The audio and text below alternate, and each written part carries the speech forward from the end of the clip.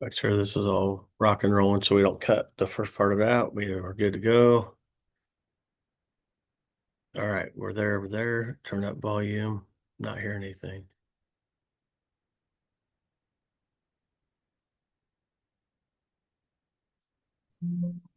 We go. All right. It is officially 6:16 p.m. We will call this special hearing Common Council meeting to order. Please rise and join me for the Pledge of Allegiance. I pledge allegiance to the flag of the United States of America and to the republic for which it stands, one nation, under God, indivisible, with liberty and justice for all. All right. Thank you guys for your patience. Apologize for the technical internet issues. That's been something that's common all day. So thank you for your patience. Clerk Treasurer Price, can you please call roll? Present. Present. Present. Here. Here. All right, very good. So for this evening, we have the published in the comment public hearing for proposed ordinance 2026-4. It's an ordinance to establish a cumulative capital development fund under Indiana Code 36-9-15.5. So this evening, that will be the only thing that's on the agenda. So before you want to, we will kick this off. We'll hand it over to our legal team, Miriam Roberson, for. I'll just go ahead and read the rules of conduct. All you need to sign in before if you want to speak. All members of the audience will be respectful at all times. Anyone who is disruptive will receive one warning from the mayor. A second disruption will result in removal from the proceedings. All speakers will be respectful. No personal attacks on any person, public or private, will be tolerated and will result in the immediate ending of that speaker's term. Individual comments will be limited to 3 minutes. The council attorney will be the time speaker. I need to get my time keeping myself.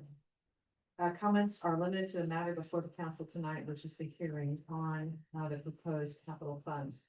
Speakers will identify themselves by name and address. If everyone who wishes to speak has had an opportunity with the council at its discretion, may allow speakers a second opportunity to address the council if they wish. And then with this is just a hearing. This is not a vote. This is an opportunity to receive information from the general public, but is not an opportunity for decision making. That will kind of away the time. So with that, the floor is open, and Dale, you were the first one to sign up. You may just wanted to get my timekeeping memorized. Up.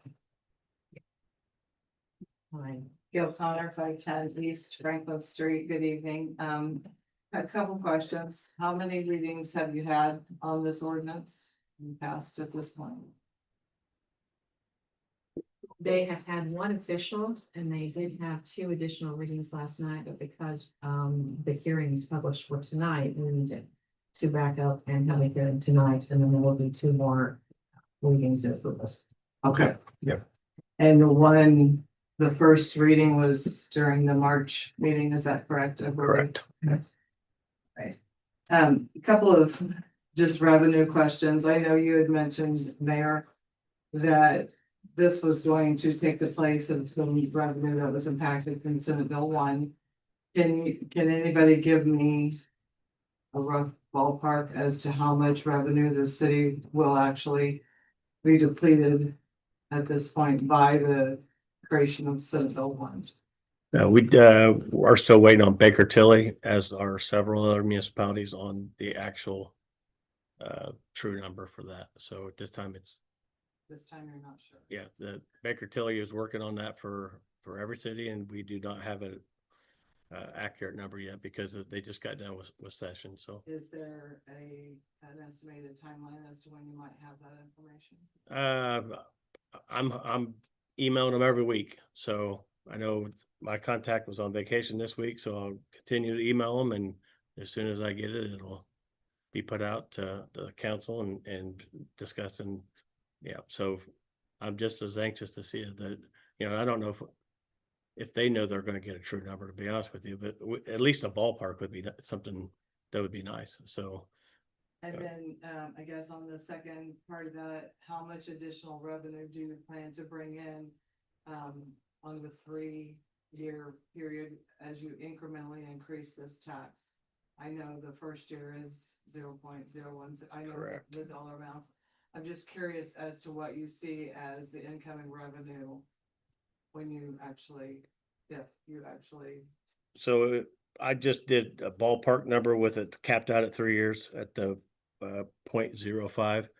And the net assessed value with what we calculated, and again, this is something that Baker Tilly has to get us a report, was around 85 to 90,000 for that capped out at with the net assessed value. So is that accurate? I don't know. I'm not our consultant, but once Ross is back, that's what that's at the 3-year mark, right? That's not the first do I year. understand correctly that this is more than 3 years because it's in perpetuity? It's 0.017 the first year, Correct. 0.033 the second year, and then for the third year and every. It stays at the, So at this point, you're planning on continuing this in perpetuity? correct. Yeah. So that if I may understand your question, it'll start out, we'll do the sequence. The first year is 10167, the 0333 the second year, and then the 0.05, and then that's where it will not go up from there. But does that answer your question? Yes. Yeah, and that's state statute. So there's no plan to change that, and that's statute anyway. So And the first capture year would be next year to actually capture the tax because it's always. correct, because this will go to the auditor's office to start that process, and then to the DLGF. Correct, Julie? Yep. So it'll start in 2027. And let me just clarify that you said you figured it out or calculated it at the 0.05. That was a very rough estimate. Yes. Yep. Yep. I was going off of quick math, which I want some accurate numbers from. Yeah. So, but yeah. Thank you, Gal. Thank you, Gail. Next speaker.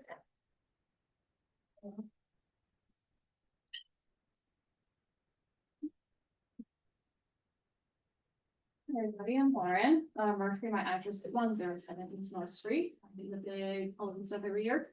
That's on North Street.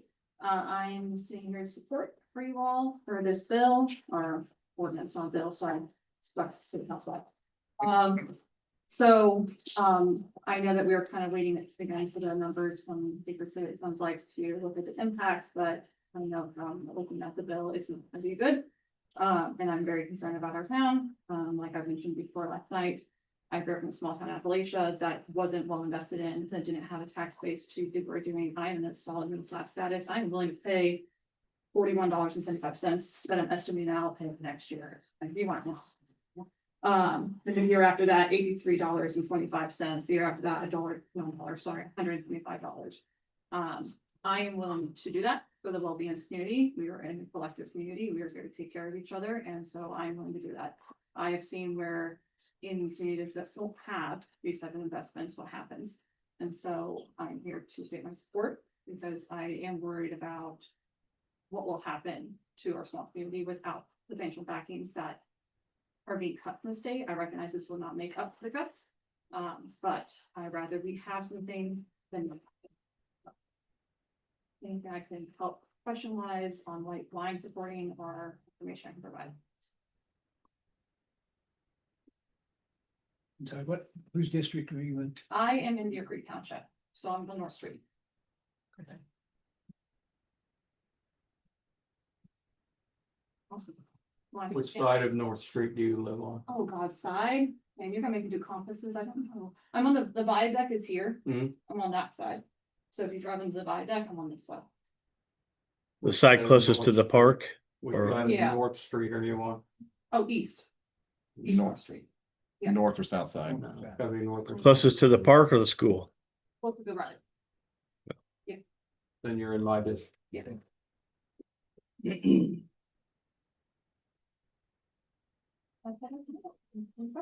Thank you for your attitude. Thank you, Lauren. Thank you. Are there any other speakers?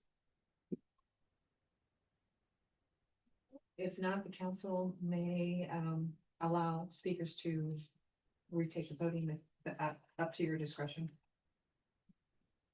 Sure. Gail, did you have something else you wanted to add to it? Did, Sorry, did you have something else you want to add to it? no, but thank you. Can you spell your last name with an O-R-E-R? Yeah.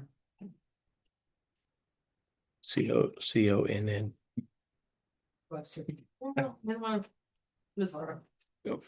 If there are no other speakers, can close the public hearing at this point. All right, so we will close the public hearing at 6:26. Do we want to discuss the next steps, or what do we want to? You will need to have a meeting where you vote then on the second and third reading again, since the second and third reading have to follow the hearing. I would recommend that if that suits everyone's schedule, you go ahead and set for the Board of Works meeting, since that's already a scheduled day. And hopefully that will be something that's not. What's the consensus of the board for the date? The next Board of Works meeting will be April 20th. Yeah, April 20th at 5:30 is the board works, so we could do April 20th at 6:00 PM. Or whatever time the board so chooses. It's gonna be a one agenda item. You don't have to take minute. I mean, you don't have to approve minutes from the previous meeting. You don't have to look at financials. This can be a one agenda item meeting. So we discuss it and obviously put on this. 6 o'clock. Yeah. Yep. Again, we're backtracking just a little bit, but we're holding true to the publication date and time, so we'll backtrack and get this part done and move forward to the next meeting. So what's the consensus of the board for April 20th at 6:00 PM? That's fine. And I mean, All right, very good. So we will reconvene for the representation of the second and third reading of proposed ordinance 2026-4 on April 20th at 6:00 PM here on the second floor of the Delphi City Building, following the Board of Works meeting. So any further comments or questions from the council? All right, here none. There's just one last motion. Motion to adjourn. I have a motion from Spencer Kingery. Second. And a second. All in favor, signify by staying aye. aye. Opposed? Motion carries. This meeting's adjourned at 6:28. Thank you, everyone.